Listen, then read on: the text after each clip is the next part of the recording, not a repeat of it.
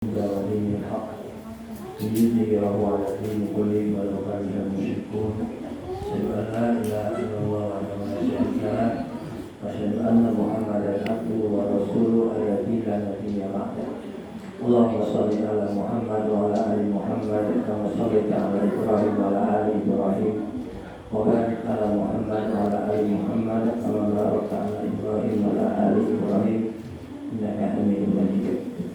Alhamdulillah selesai kita melaksanakan sholat isya sebagaimana yang telah kita sepakati. Kita ambil waktu sedikit untuk diadakan tanya jawab.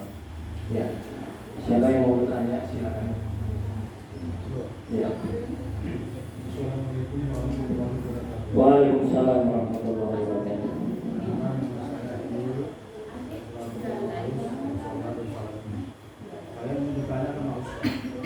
Pernah saya hadapi seperti yang saya bilang tadi kan, mengenai sholat tadi itu pikir sana kemari gitu kan. Jadi saya menghadapi sering itu Ustaz. Kerjaan saya ini rumit ini. Dari kerjaan ini saya pun memang berusaha saya untuk hilangkan, jangan sampai teringat lagi gitu kan. Setelah kayak angkat tabir gitu, teringat di kerjaan yang rumit tadi ini kan. Gimana caranya? Jadi udah saya tantis, datang lagi. Jadi datang lagi. Jadi saya ingin penjelasan dari Ustaz, bagaimana caranya untuk mengatasi itu. Supaya jangan ini lah gitu. Gitu kan? Bapak siapa nih? Iya Pak. Pak Iyun. Iya. Ya Pak Iyun. Memang kita semua mengalami seperti itu. Masing-masing kita mengalami seperti itu.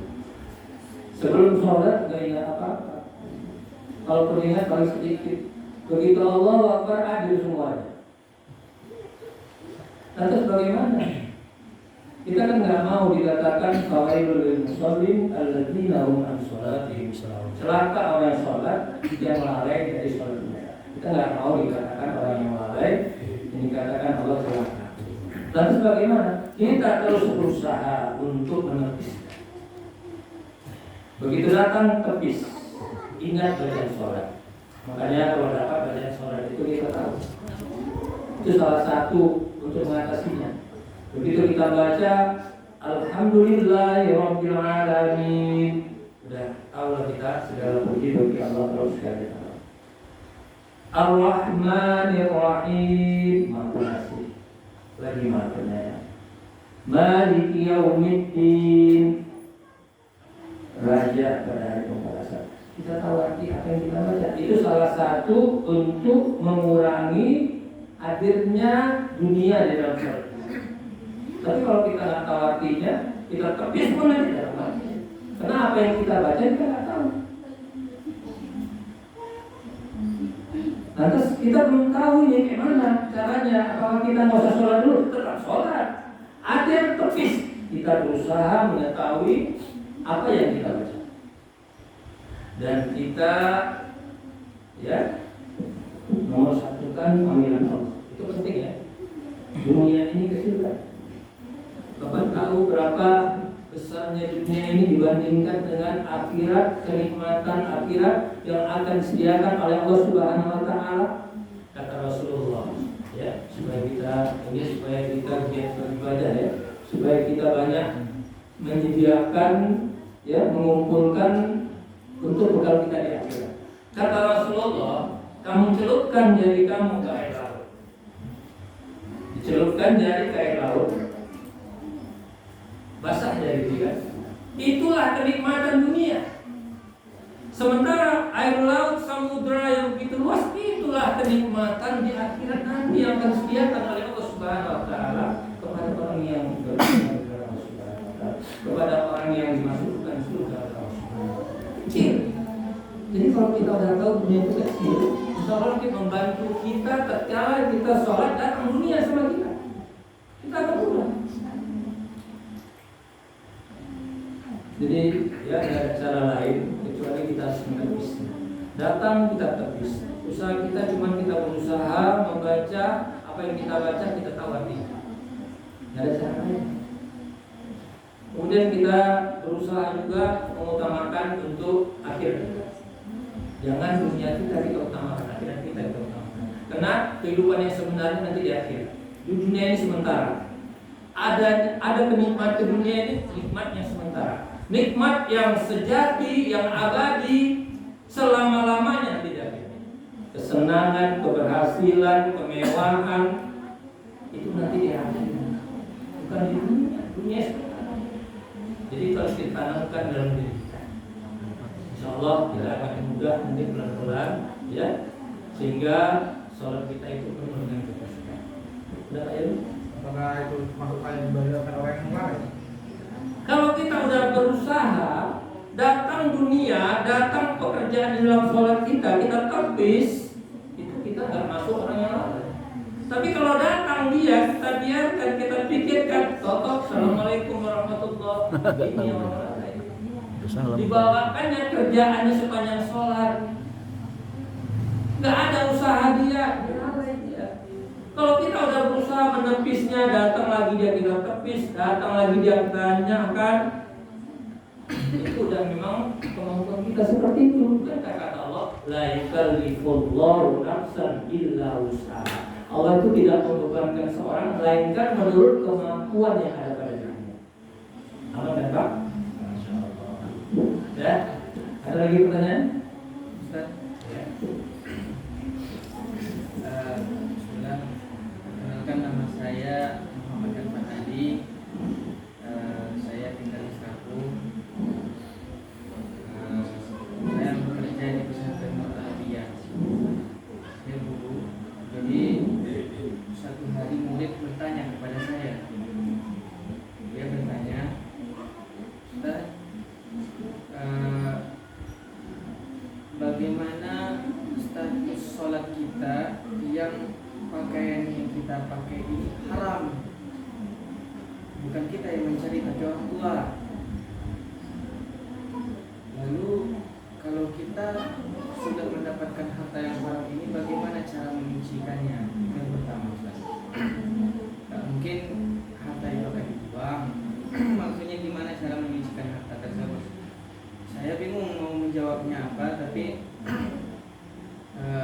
saya cuma memerintahkan anak itu jangan meninggalkan sholat. Tapi kayaknya butuh jawaban yang lebih pas lagi dari Ustaz. Pertanyaan kedua, Ustaz, menyambung dari pertanyaan saudara kita tadi,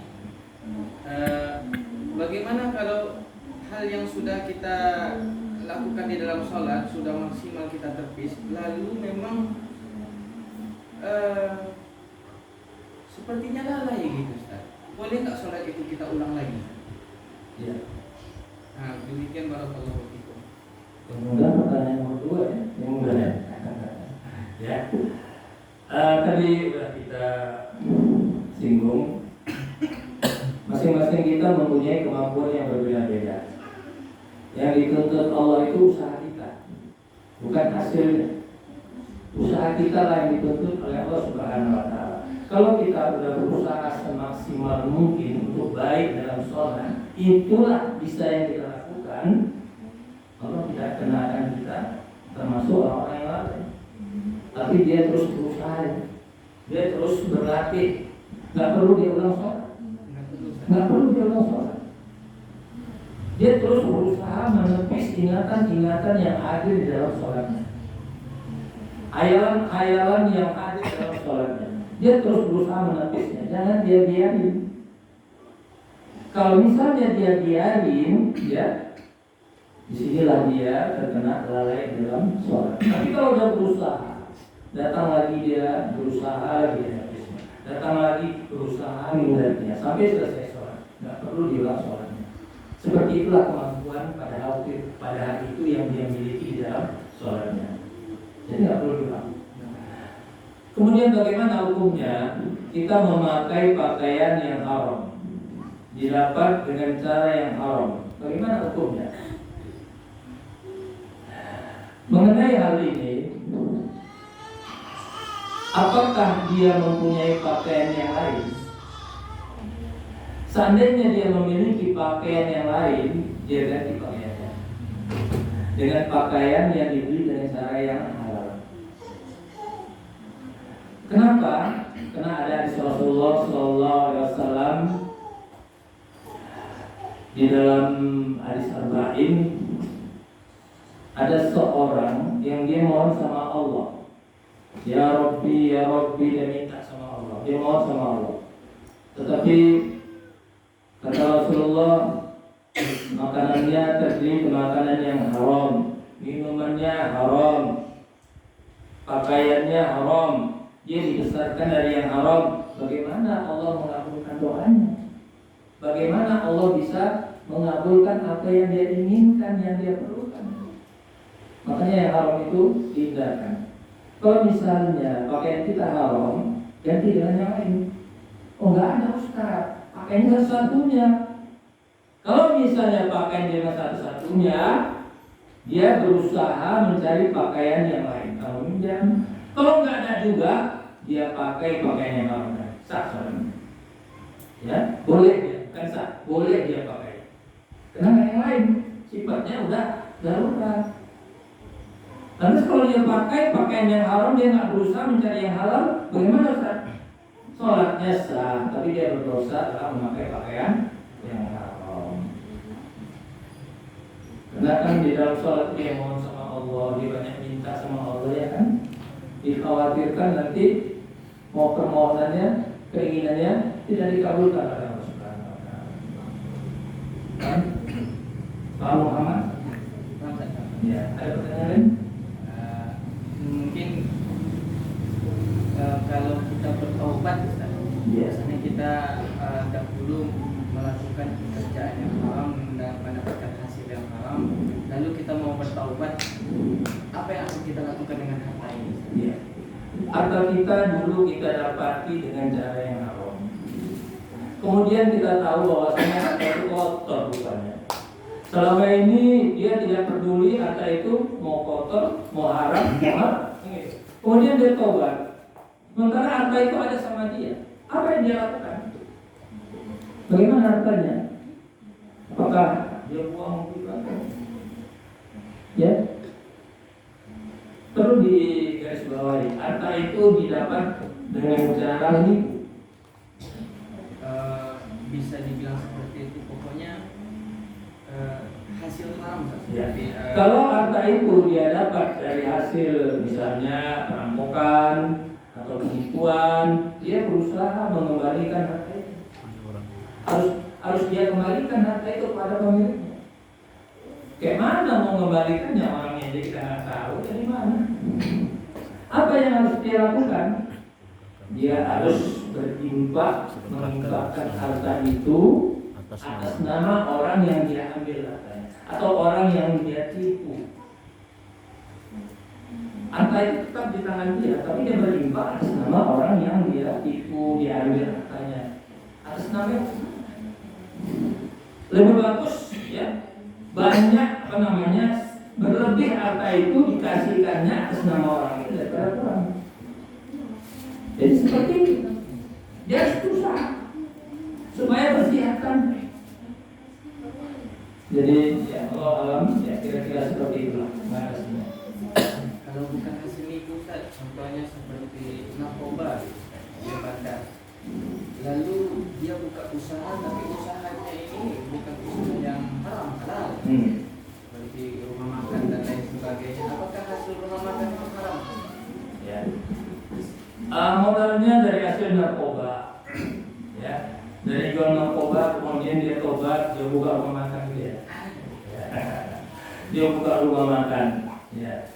Lantas bagaimana? Apakah rumah makan yang dia buat itu, ya, itu dilarang? Jadi kalau misalnya dia dapat dari hasil yang haram, dia berusaha menginfakkan hartanya yang haram tadi. Dia infakkan untuk membersihkan. Kan nggak mungkin ada dibuang. Atau dia berusaha membantu orang-orang yang miskin dengan hartanya tadi. Loh, berarti kita menyucikan diri dengan cara yang haram. Enggak, kita nggak menyucikan diri. Kita mau menyucikan ya supaya harta yang haram tadi itu bisa bersih. Karena kalau nggak kita infakkan, ya dengan niat kita membersihkan harta, bagaimana lagi caranya?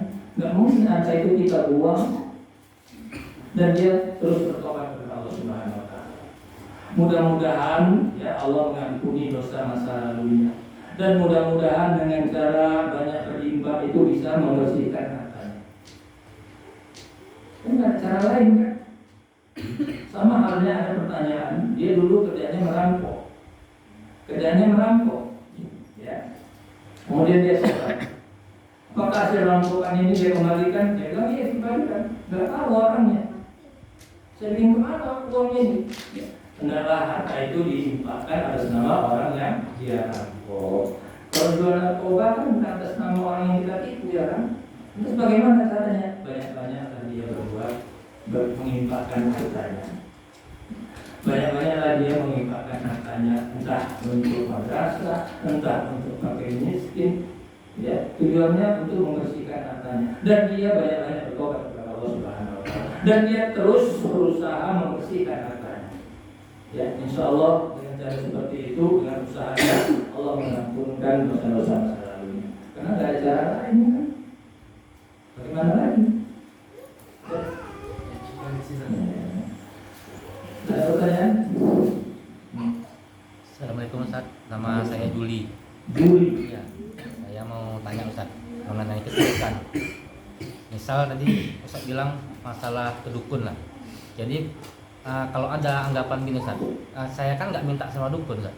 Tapi dukun itu sebagai dia kan doanya lebih makbul mungkin katanya kan, atau dukun tapi berkedok seperti Ustaz lah gitu kan, pakai sorban tapi dukun tuh. Kan saya nggak minta sama dukun itu, tapi dukun itu kan minta sama Allah saya, cuma melalui perantaranya. Gimana Ustaz menurut Ustaz itu Ustaz? Ya. Semalam juga.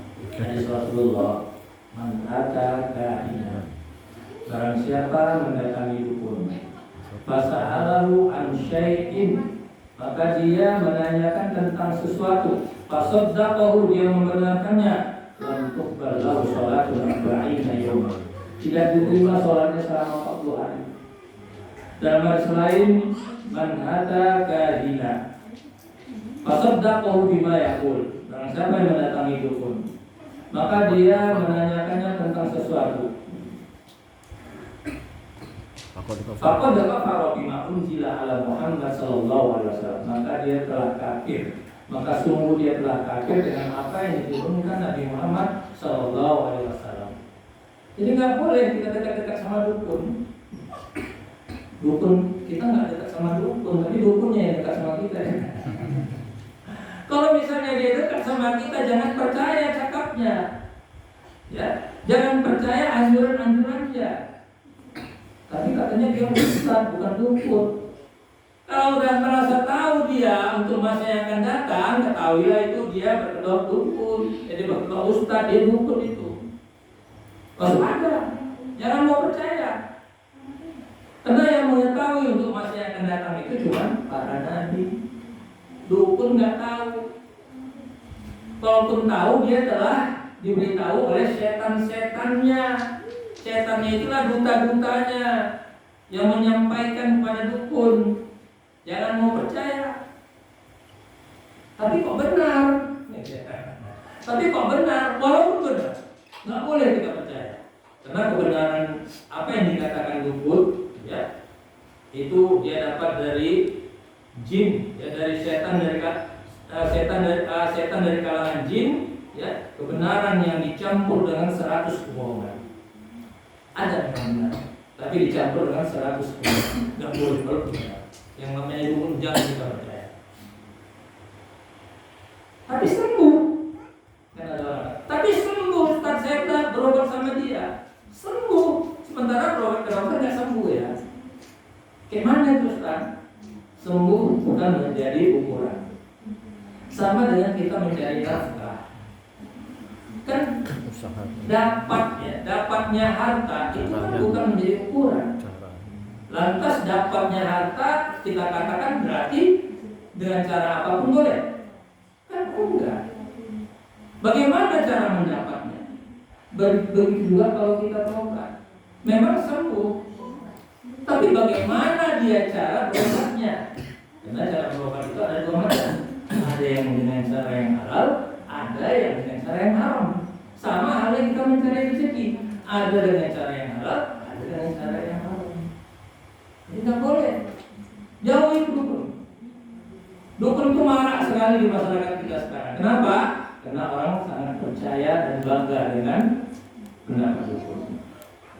Dan Satu lagi loh, satu lagi. boleh. Ya, Dua lah, dua. single kan. Nah, Tentang masalah tamimah atau jampi-jampi kan.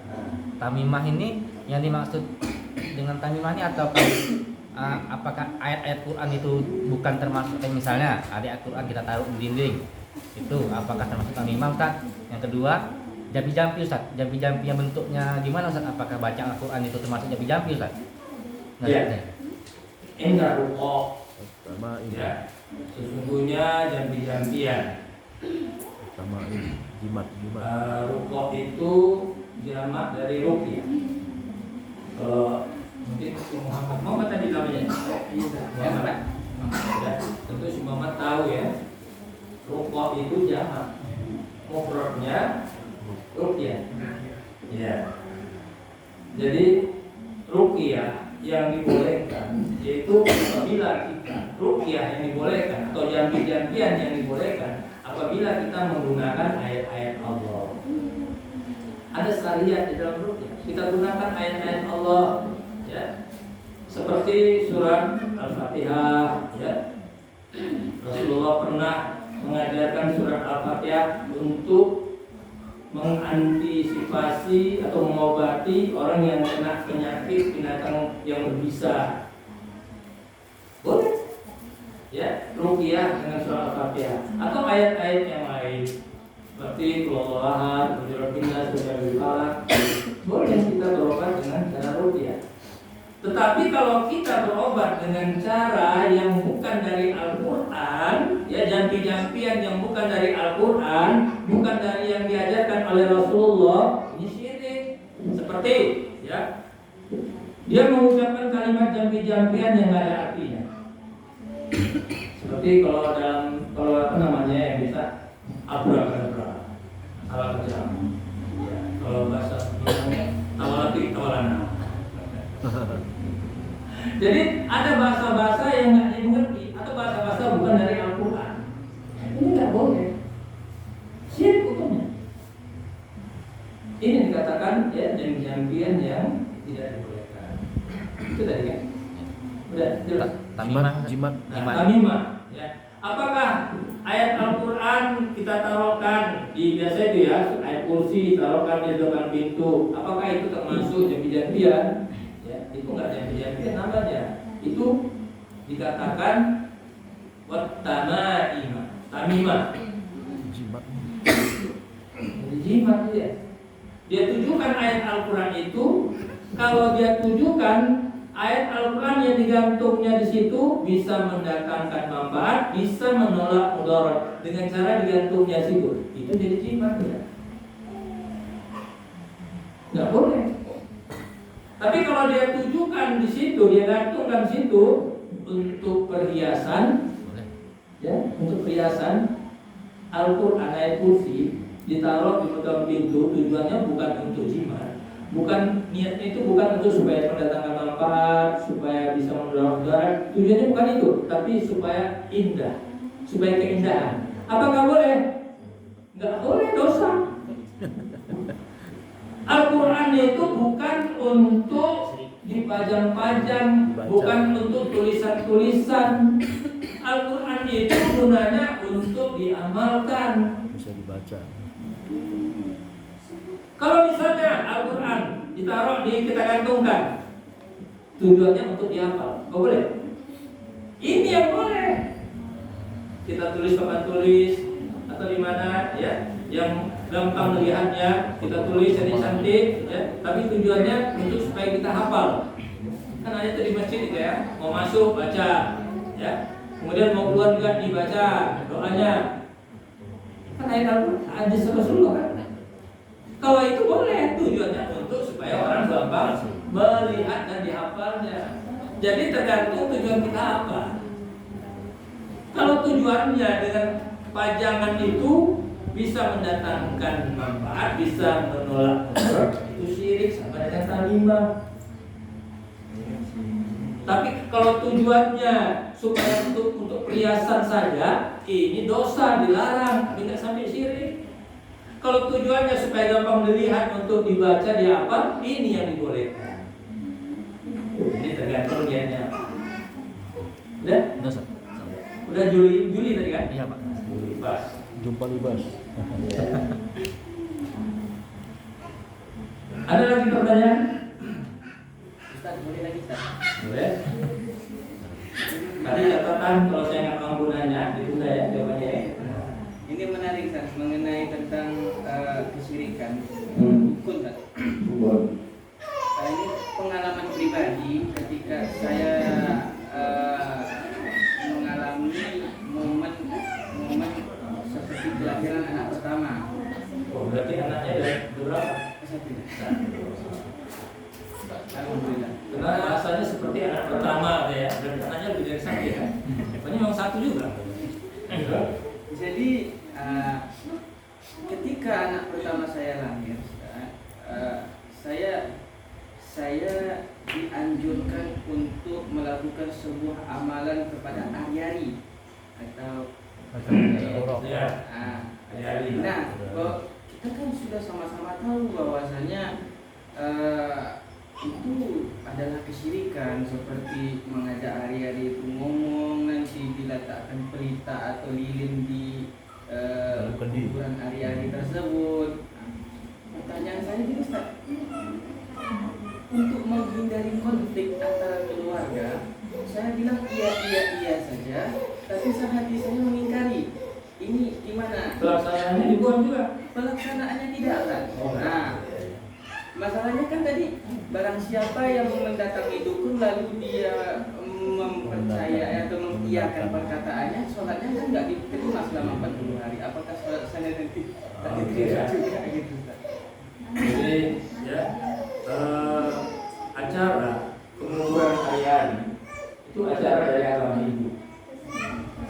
Karena banyak sekali ajaran-ajaran Hindu ditiru oleh umat Islam. Apa kata pendeta Hindu? Namanya Abdul Aziz, pendeta Hindu yang sudah masuk Islam. Apa katanya? Hampir semua ritual ibadah Hindu itu ditiru oleh umat Islam kecuali bakar mayat yang lainnya hampir semua ditiru. Termasuk tadi hari-hari itu ritual agama Hindu. Nggak boleh kita ikuti. Dengan mengadakan acara ritual penguburan hari-hari, kita berkeyakinan anak kita itu nanti bisa bagus, bisa mendatangkan kebaikan dan bisa menolak kemudaratan. Ini syirik, nggak boleh. Ya, lantas macam kasus si Muhammad tadi ya, dia sebenarnya berat melaksanakannya, dia tahu itu syirik, tapi karena segan atau berat ya dia kan, tapi ya dia nggak lakukan, cuma dia aja, tapi nggak dia lakukan. Bagaimana? Ya mungkin aja darurat, mungkin aja darurat ya. Daripada nanti puncak mertua aja ya. Insya Allah kita darurat. Tapi kalau antum jelaskan itu lebih baik. Jelaskan sama mertua bahwasanya ini adalah ritual ajaran agama Hindu. Umat Islam nggak boleh mengikutinya. Kalau diyakini bisa mendatangkan kebaikan, bisa menolak mudarat, ini syirik hukumnya. Jadi bagus bilangkan seperti itu sama mertua. Tapi itu terlanjur semua. Ya, jadi ya, insya Allah termasuk ya rusuh darurat. Ya, keringanan.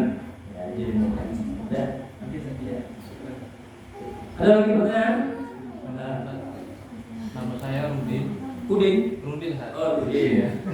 Rudin juga boleh. Saya akan bertanya tentang masalah sholat tadi. Dulu kita termasuk yang sering meninggalkan sholat ataupun apa ya kan. Nah kita tinggalkan seolah-olah kan sholat itu seperti ya sama satu hal yang mungkin wajib atau gimana. Tapi kan malas karena malas gitu saja kan. Dan kita meninggalkan sholat itu dan kita bertobat, apakah sholat sebelum kita tinggalkan itu kita follow? Oh iya. Pertanyaannya bagus. Pertanyaan dari Udin. Ya. Dulu sering meninggalkan sholat karena malas. Saya yakin karena malas, bukan karena mengingkari sholat itu wajib. Ya. kebanyakan umat Islam nggak mau sholat itu karena malas. Kalau misalnya ada umat Islam mengingkari ini sholatnya nggak ada kewajibannya, ya, boleh dikatakan ya terlalu sedikit ada orang yang berprinsip seperti itu. Orang seperti itu kafir udah. Ya. Tapi kebanyakan umat Islam dia tidak melaksanakan sholat karena malas, ya, karena dipengaruhi oleh dunia sehingga dia lebih mengutamakan dunia daripada sholat, karena nggak ada ilmunya tentang ya kewajiban sholat, manfaat sholat, bahaya meninggalkan sholat, nggak ada ilmunya. Nah sekarang dia bertobat, ya. Akhirnya dia ya nggak berani lagi meninggalkan sholat. Yang menjadi pertanyaan, apakah dulu sholat yang dia tinggalkan dia qadha? Ya, ini kan banyak di masyarakat ya. Yang paling kuat penjelasannya dari ulama atau dalilnya, dia nggak perlu mengqadha. Dia cuma hanya bertobat kepada Allah Subhanahu wa taala. Menyesali perbuatan masa lalunya yang suka meninggalkan sholat. Dia minta ampun sama Allah dan berusaha menjaga sholatnya dengan sebaik mungkin. Berusaha menjaga sholatnya tepat waktu. Dia bertobat kepada Allah dan berusaha untuk tetap menjaga sholat sebaik mungkin. Dia cuman ya dianjurkan bertobat kepada Allah. Nggak perlu dia mengulang atau menggodok sholatnya, karena repot, ya. Misalnya umurnya udah 60, diwajibkan dia mengqadha sholat, umur 60 baru dia tobat, mengqadha sholat. Dia pakai seperti ada beberapa ustaz mengatakan wajib mengqadha sholat. Begitu dia sholat zuhur, sholat lagi dia zuhur untuk mengqadha. Begitu dia sholat asar, sholat lagi dia mengulang asar. Rupanya umurnya cuma 5 tahun. Akhirnya nggak sanggup dia mengqadha, dia mengganti selama 60 tahun sholat yang dia tinggalkan. Kan repot kan? Jadi cukup dia bertobat kepada Allah Subhanahu wa taala. Beda dengan puasa. Kalau puasa diganti. Kalau puasa diganti, jangan samakan dengan sholat.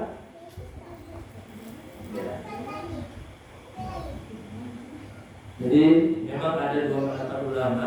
Di antara dua pendapat ulama yang paling kuat adalah dia bertobat. Cukup dia bertobat menyesali perbuatannya masa lalu yang suka meninggalkan sholat. Sudah mungkin? Ada lagi pertanyaan? Udah Ustaz, terakhir dari sini. Enggak, sebagai meluruskan abang tadi, yang dianggap kesyirikan itu nguburkannya apa caranya? Ritual, semua ajarannya itu. Enggak, jadi nguburkannya tuh? Kalau kuburkannya ya boleh lah, kalau enggak ya bau lah. Ya kuburkan aja, kuburkan biasa, ya nggak usah pakai lilin, nggak usah pakai dikelambuin, pakai kain kafan. Itu ada baca-bacaan, itu diyakini bisa mendatangkan kebaikan, bisa menolong ular. Kuburkan aja, kuburkan aja. Karena nggak pernah ada tuntunan dari Rasulullah menguburkan ahli-ahli itu pakai dasar. Yang ada rupanya ajaran dari agama Hindu. Biasa. Ya kira-kira di mana nggak digali oleh binatang ya. Terlalu dangkal nanti bisa digali binatang kemudian dimakannya ya kan. Ya agak dalam sedikit kuburkan sudah selesai supaya jangan timbul bau busuk. Cukup. Ya baca Bismillah aja. Baca Bismillah. Bismillah. Dan Insyaallah nggak ada apa-apa. Ya. Udah. Cukup lah ya.